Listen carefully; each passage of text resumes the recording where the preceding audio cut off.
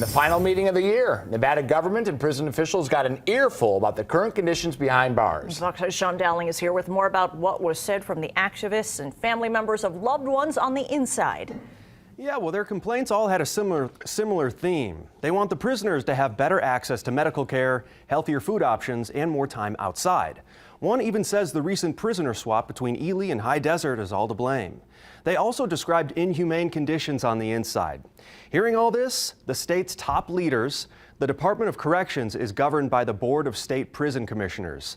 That's made up of the Attorney General, the Secretary of State, and former Sheriff Governor Joe Lombardo. NDOC's director was also there.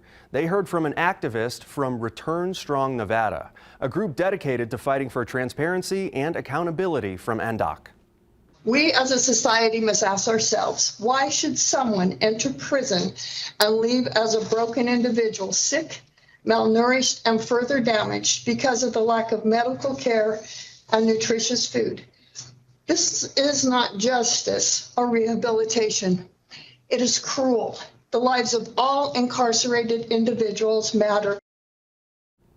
A representative for the chief medical officer at that meeting says food inspections were recently done at 6 state prisons. 14 dietary and sanitation critical violations were found there, 2 more violations than last year.